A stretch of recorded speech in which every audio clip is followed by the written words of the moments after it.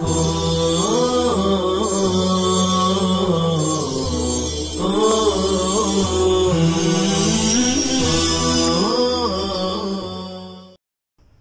اللہ الرحمن الرحیم الحمد للہ رب العالمین الحمد للہ حمدا کثیرا طیبا مبارکا فیہ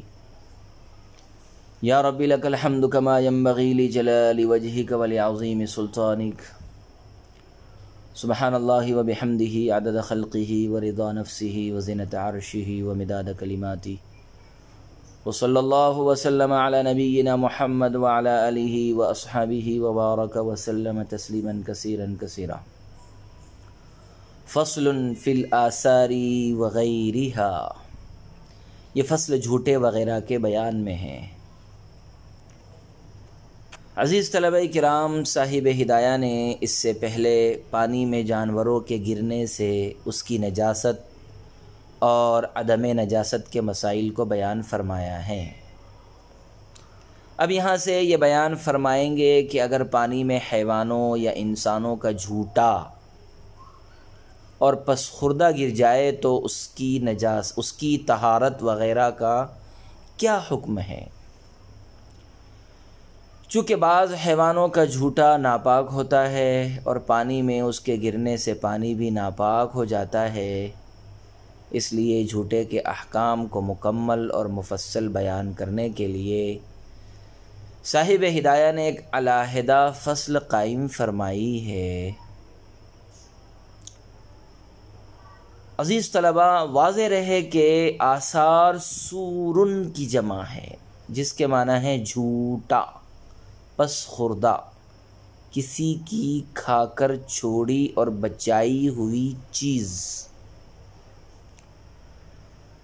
صاحب عنایہ رحمہ اللہ تعالی نے لکھا کہ ہمارے یہاں سور کی 4 قسمیں ہیں،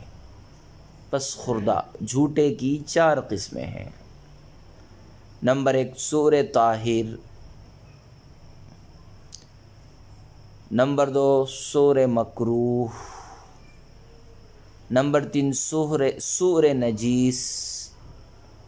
نمبر 4 سور مشکوک۔ نمبر 1 سور طاہر، جیسے انسانوں اور ماکول اللحم جانور کا جھوٹا، یہ جھوٹا پاک ہے۔ نمبر 2 سور مکروہ، جیسے بلی کا جھوٹا۔ نمبر 3 سور نجیس، خنزیر اور درندوں کا جھوٹا۔ سور مشکوک، مثلا گدھے اور خچر کا پس خوردہ۔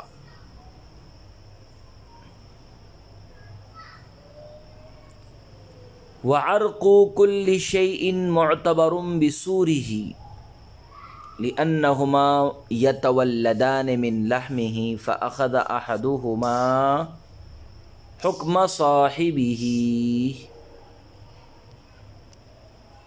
وعرق كل شيء معتبر بسوره لأنهما يتولدان من لحمه فأخذ أحدهما حكم صاحبه، اور ہر چیز کے پسینے کو اس کے جھوٹے پر قیاس کیا گیا ہے، کیونکہ پسینہ اور جھوٹا دونوں گوشت سے پیدا ہوتے ہیں، اس لیے ایک نے دوسرے کا حکم لے لیا۔ پسینہ بھی جھوٹے کے حکم میں ہے۔ صاحب کتاب سور کے ضمن میں پسینے کے احکام کو بھی بیان کرنا چاہتے ہیں، اس لیے انہوں نے وسور کل شیء کے بجائے وعرق کل شیء کی عبارت پیش کی ہے، تاکہ ایک ہی تیر سے 2 شکار ہو جائے اور علیحدہ پسینے کے لیے کوئی فصل نہ قائم کرنی پڑے۔ بہرحال عبارت کا حاصل یہ ہے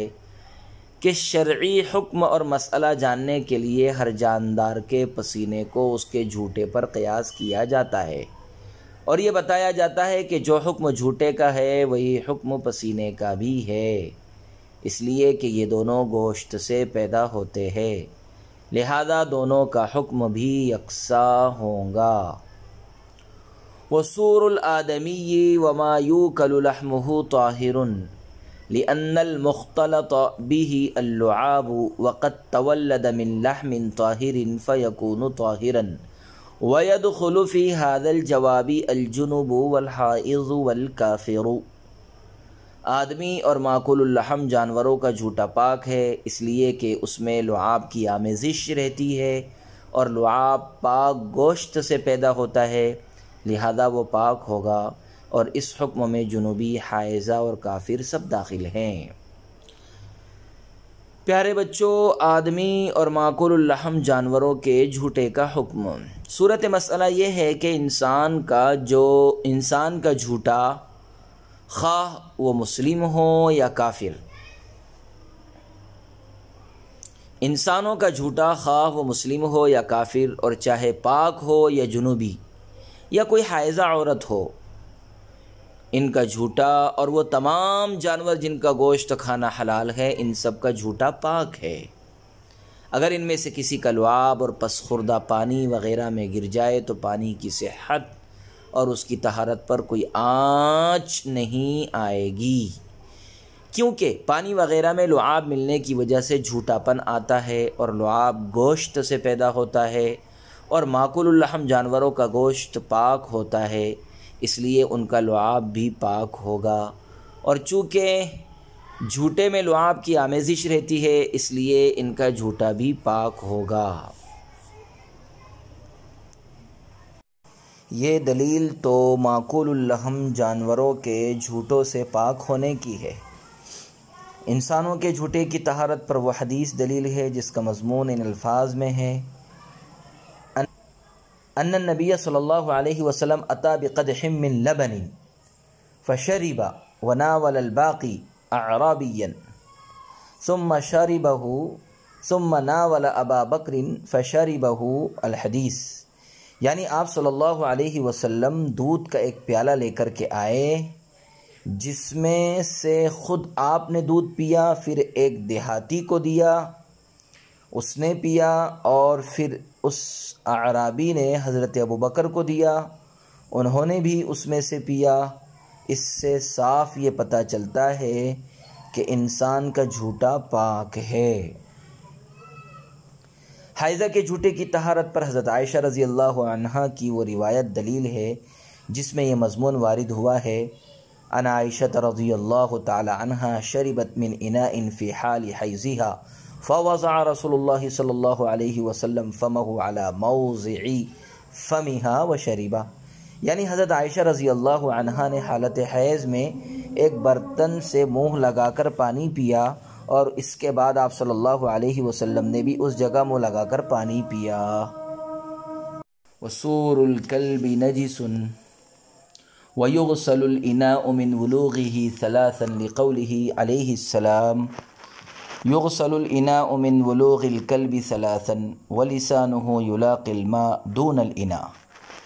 فَلَمَّا تَنَجَّسَ الْإِنَاءُ فَالْمَاءُ أَوْلَى،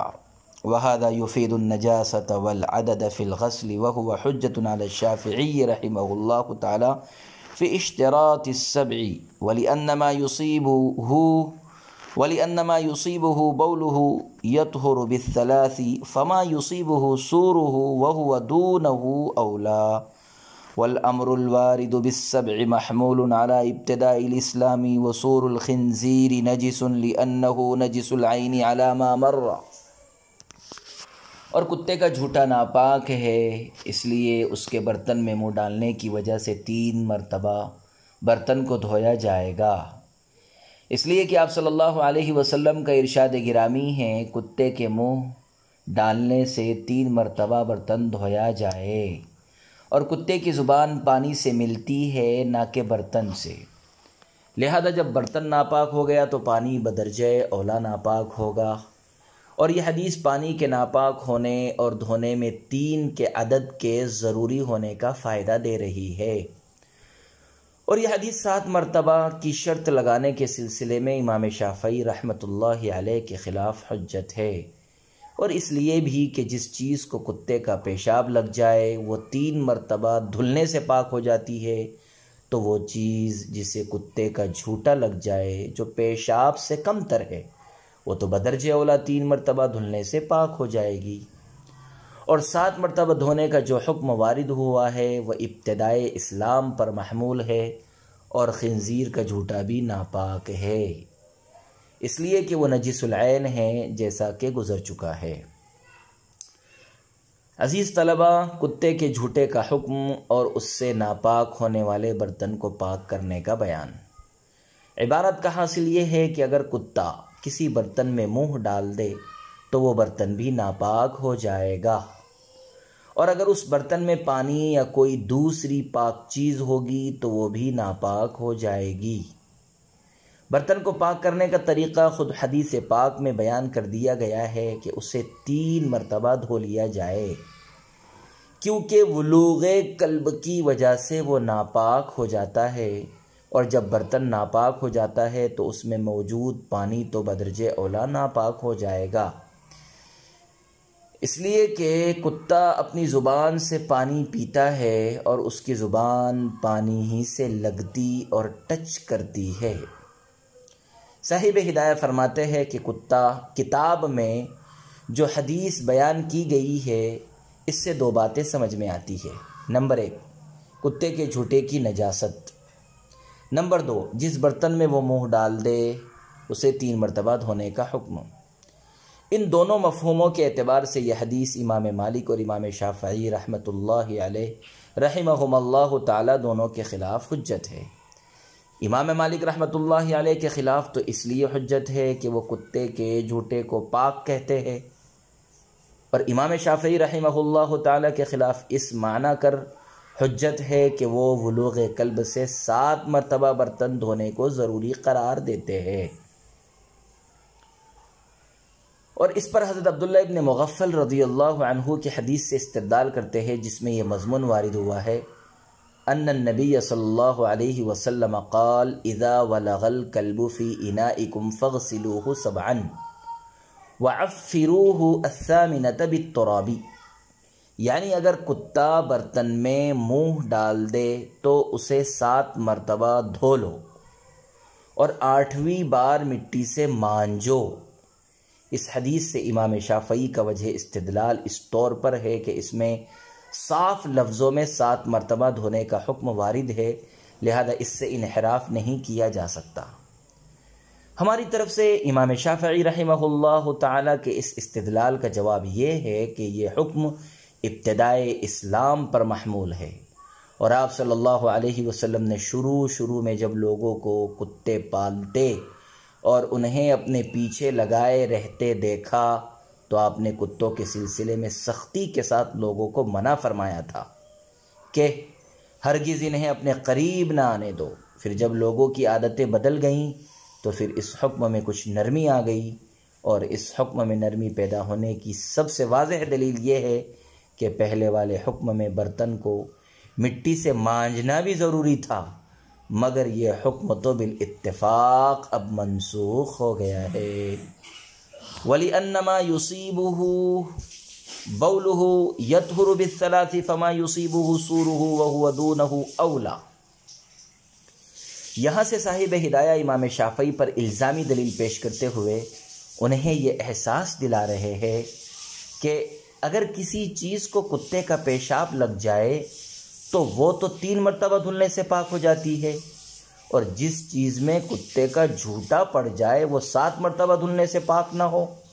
آخر ایسی کیا بات ہے؟ کیا تمام نجاست کتے کے منہ میں ہوتی ہے؟ اتنا تو آپ کو بھی معلوم ہے کہ پیشاب کے مقابلے میں جھوٹے کی نجاست، اس کی بو اور اس کا تعفن انتہائی کم تر اور معمولی ہے، اور پھر امام مالک رحمۃ اللہ علیہ تو اس کے جھوٹے کی طہارت کی بھی قائل ہے، جبکہ پیشاب کی طہارت کا کوئی قائل نہیں ہے۔ اس لیے برائے کرم جھوٹے کے ساتھ آپ اتنا سخت رویہ مت اپنائیے، اور اس کی نجاست کو بھی 3 ہی بار دھلنے سے پاک قرار دے دیجئے۔ اصول الخنزیری فرماتے ہیں کہ خنزیر کا بھی جھوٹا ناپاک ہے، کیونکہ یہ تو اپنے گوشت، پوست اور اجزاء سمیت نجس العین ہے، اور چونکہ جھوٹا لعاب اور گوشت ہی کی پیداوار ہے،